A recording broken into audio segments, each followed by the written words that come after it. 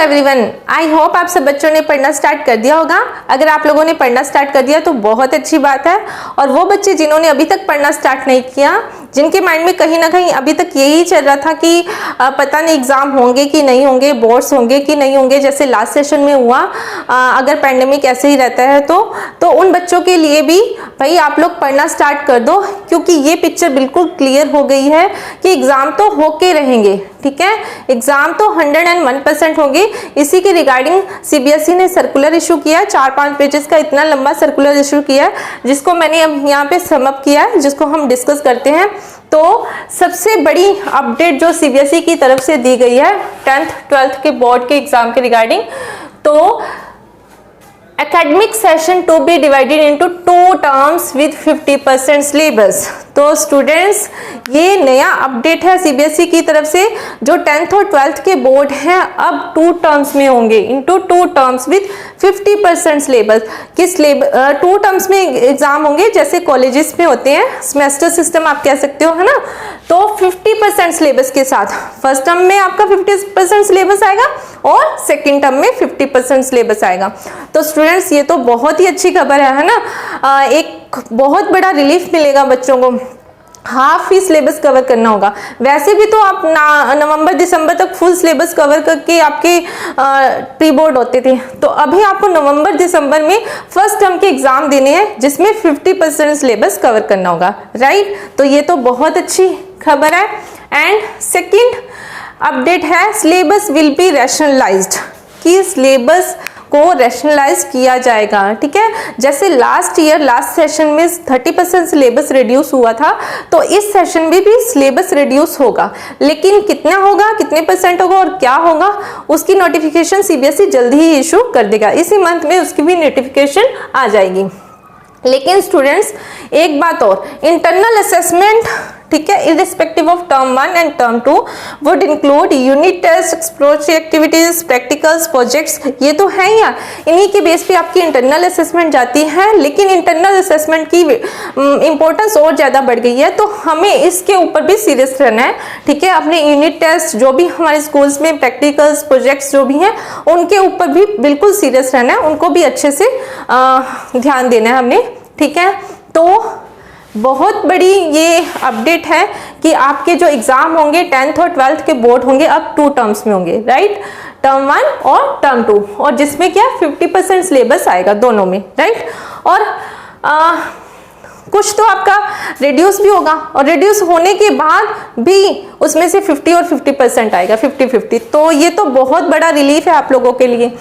और टर्म 1 के जो एग्जाम होंगे वो कब होंगे, नवंबर दिसंबर 2021 में, राइट।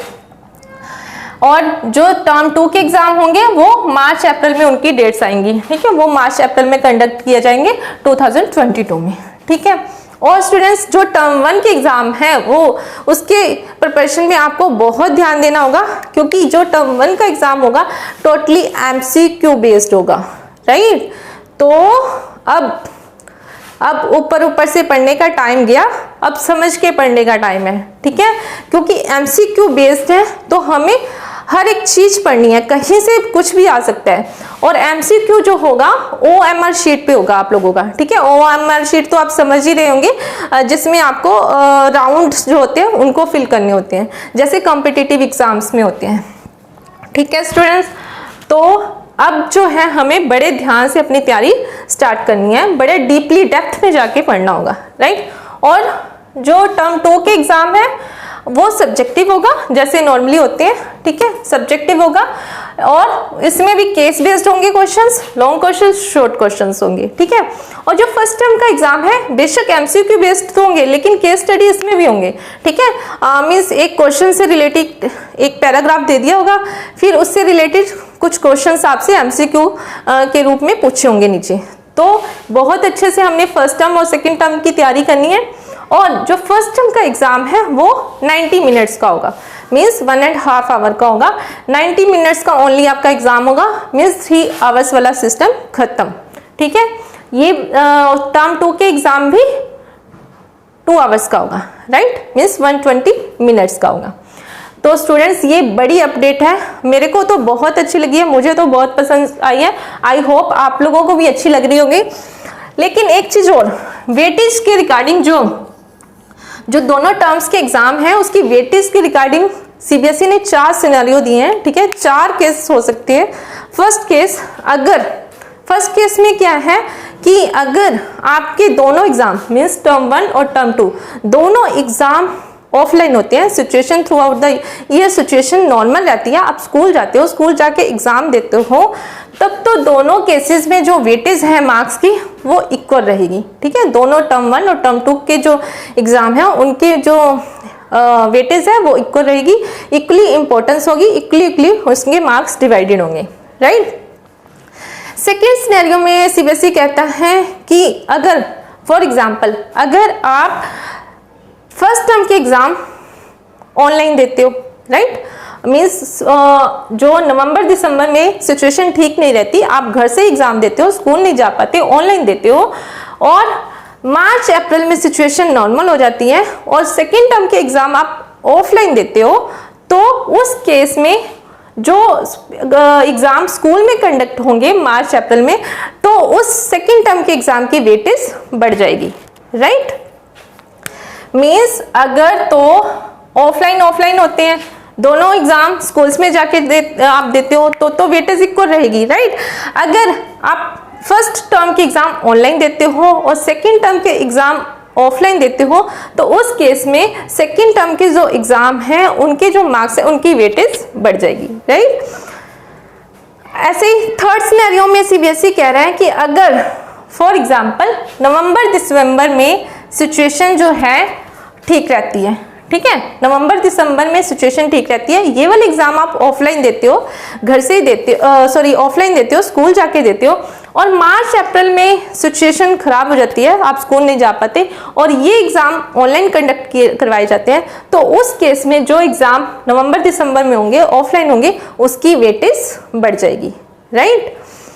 और फोर्थ सिनेरियो क्या है, जिसमें दोनों ही केसेस में आप स्कूल नहीं जा पाते, दोनों ही फर्स्ट टर्म और सेकेंड टर्म दोनों ही एग्जाम आप ऑनलाइन देते हो, घर से देते हो, ठीक है, सिचुएशन ठीक नहीं रहती, कोरोना का बहुत ही एग्रेसिव रूप आ जाता है, तब उस केस में क्या है, वेटेज तो इक्वल रहेगी, लेकिन उसमें जो मार्क्स है फाइनल एग्जाम के फाइनल मार्क्स है उसमें आपके दोनों टर्म्स के थ्योरेटिकली मार्क्स भी, और उस टाइम आपके इंटरनल असेसमेंट की इंपॉर्टेंस बहुत बढ़ जाएगी।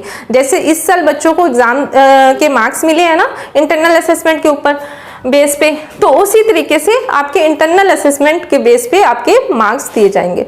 तो इसीलिए स्टूडेंट्स हमें इंटरनल असेसमेंट जो भी हमारे यूनिट टेस्ट हैं, प्रैक्टिकल्स हैं, प्रोजेक्ट्स हैं, उनके ऊपर भी बहुत ध्यान देना है। तो आई होप स्टूडेंट्स आपको ये सीबीएसई का नया अपडेट अच्छा लगा होगा, ठीक है।